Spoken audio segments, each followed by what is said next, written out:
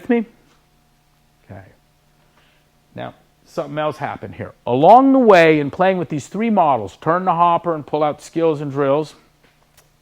Let's balance these 10 general physical skills so that you're you have balanced and breadth and depth and capacity, cardiorespiratory endurance, stamina, strength, all that model, and the balance of the molecular approach here. We had observed along the way something that was kind of a curiosity at first, and in the original What is CrossFit, What is Fitness document that has been a kind of a capstone CrossFit document and brought a lot of people that brought you into this movement, brought them in, we had observed as kind of a curiosity that there was a continuum, it's called, between sickness, measures of sickness, wellness, and fitness.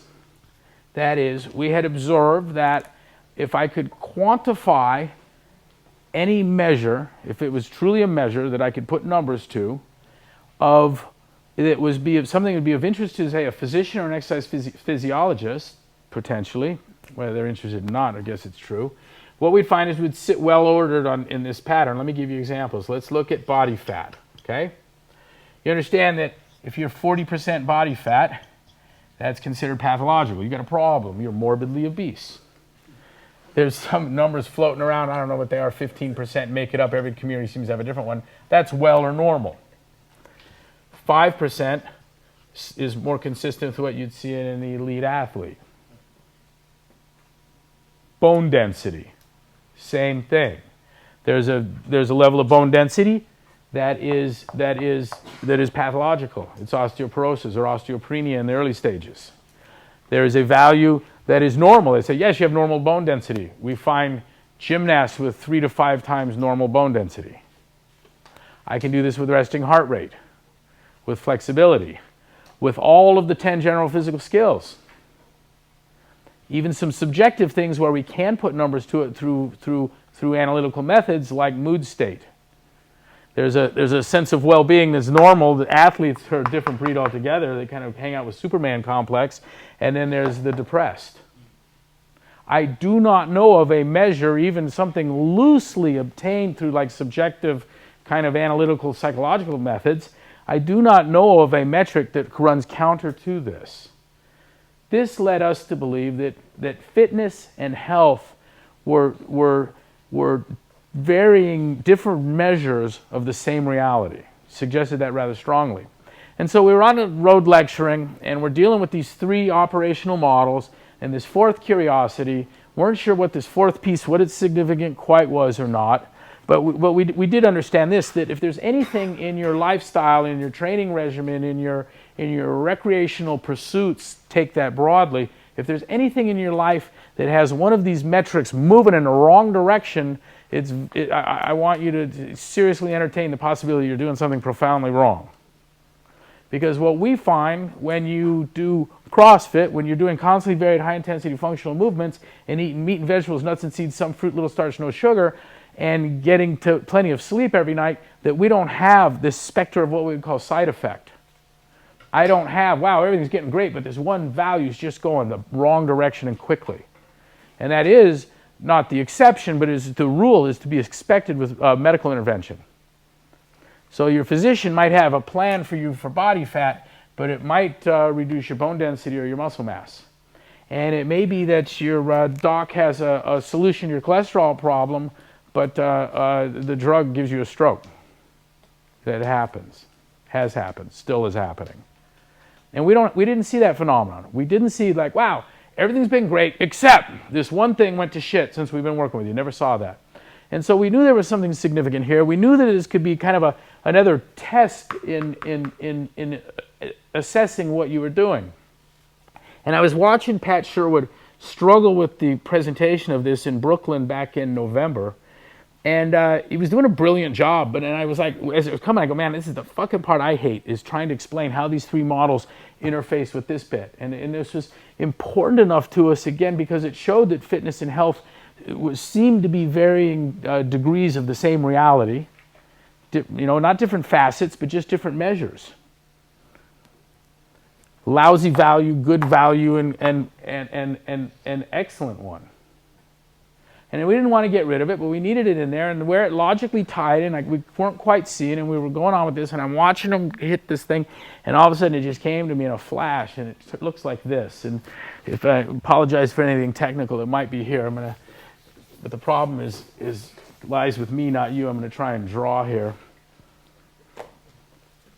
So we got this fitness. Remember, we got power on this axis, and I've got duration of effort here. And we made the claim that that curve here would represent your fitness. You with me? Well, check this out. If I add a third dimension here, and the real measure of this is, do you see 3D? You get the corner of the room there? You got that? We're looking into a little corner. And what I'm going to do is, forget this line. You don't see it. It's just going to help me to do something kind of real. Look what I'm going to do here.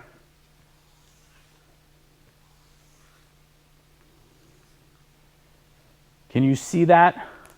Can you see that I've produced a solid coming down and forward out of the corner? Good, good, because that's not a beautiful graph. It ain't bad either, but hey, it's entirely determined on those of you who go, I see 3D, then fuck, it's a good one, okay? Here we are. Look, this is fitness. I'm just going to work back into that. I don't want to hang out into the third dimension too long, make anyone dizzy. I come back here to two space. This is fitness. Let's look at some of the things that the exercise science community, let me tell you a problem with exercise science. It is very, very rarely scientific that would meet the rigors of anyone who's actually studied science, real science, chemistry, physics, engineering. And it is almost never about exercise. Isn't that interesting? So exercise science is neither science nor about exercise. And we look at the things that crowd looks at, and one of them is VO2 max.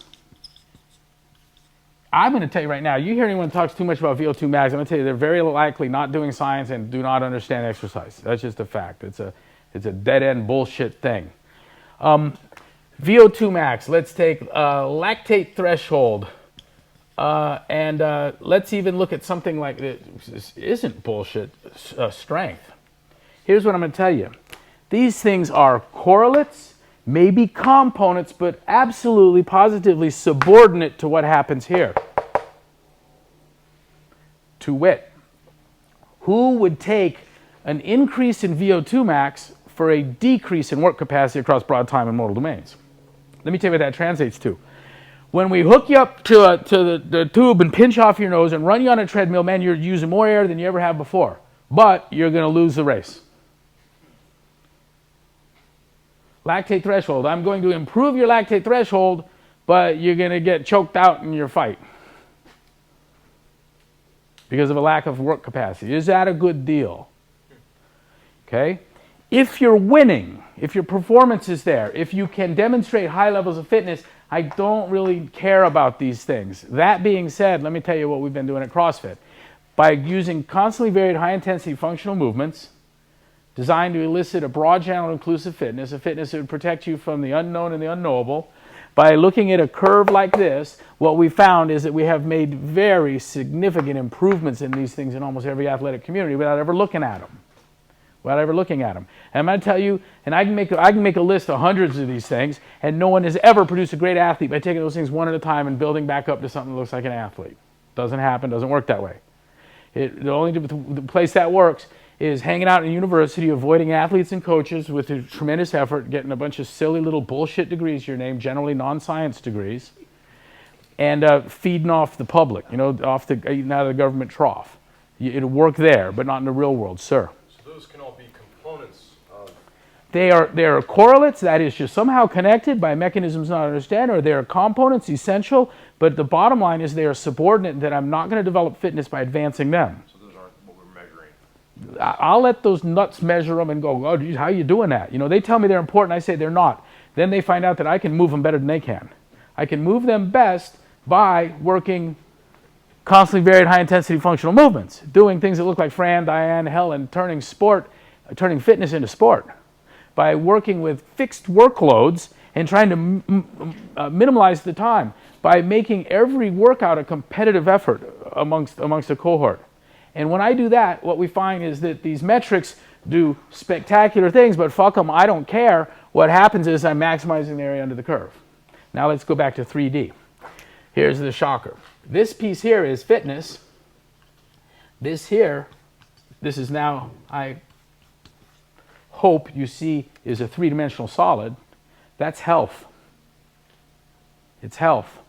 And I have the same relationship to things that seemingly matter, HDLs, the good cholesterol.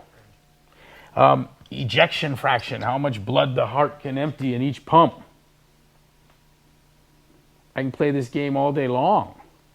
Just about anything that the doctor will tell you is important to your health, what we find is that we can get, the hypothesis here is that we can maximize this volume by maintaining our work capacity across broad time and modal domains through the ages as you get older and older and older. And I can play this same game. I can ask, are these things just correlates? Are they components? And are they indeed just entirely subordinate to? Well, there's a compelling body of evidence. It is my belief, my thought, I think where we're headed. And look, right or wrong, this still needs to be measured. I want you to understand that. It still needs to be measured.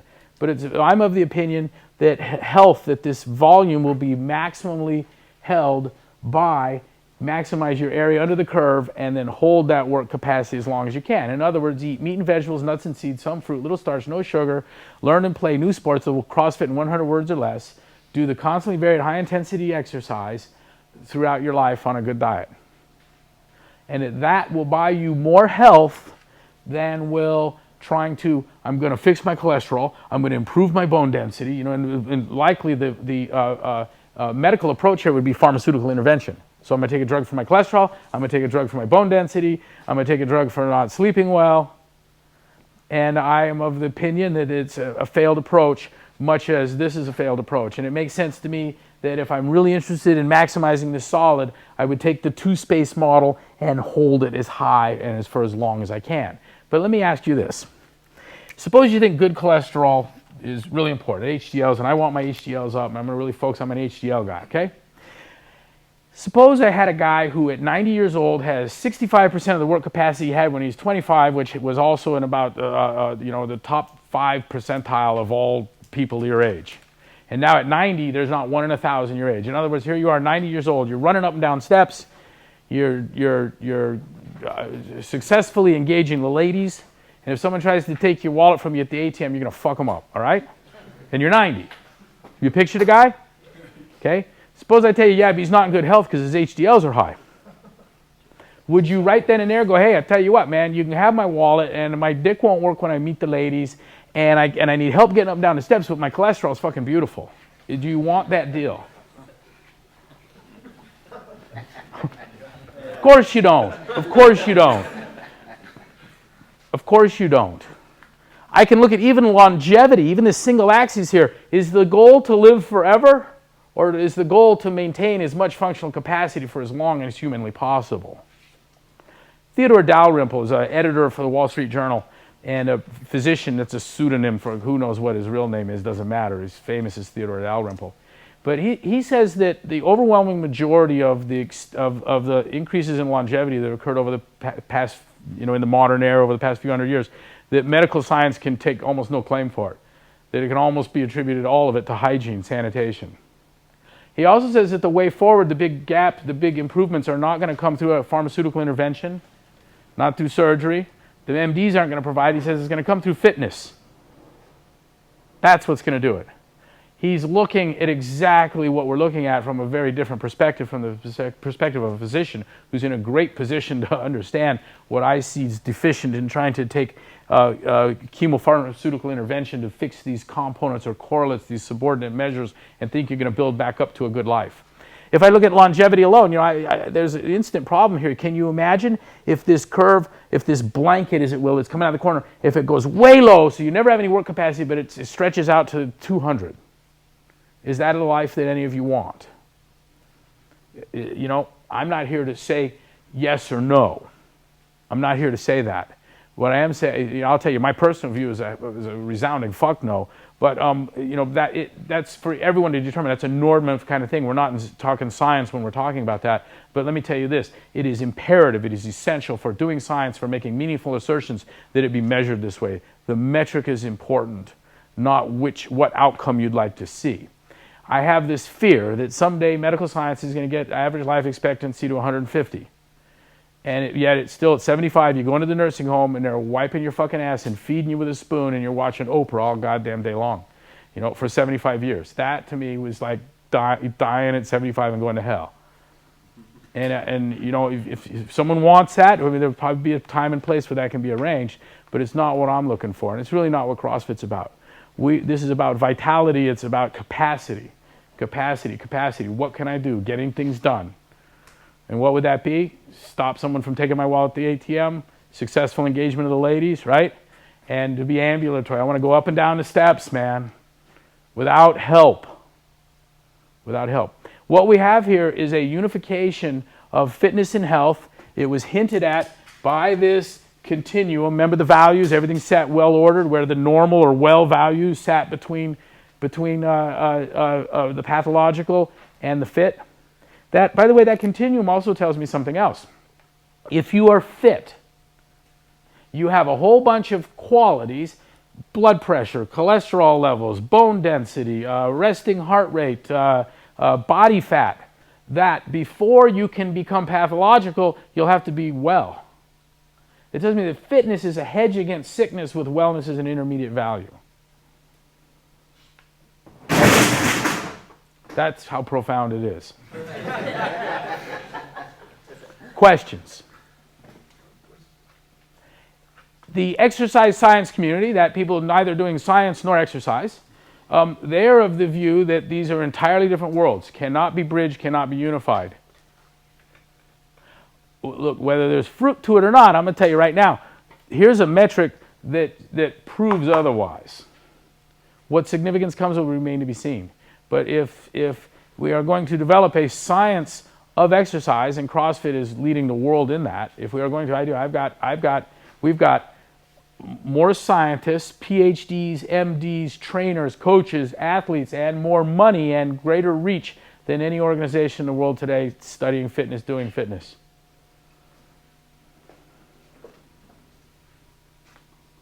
Questions? Stunning, huh? Just nothing. How about lunch? Is that next? Am I blowing? Okay, all right. Thanks for your time, guys. Thank you.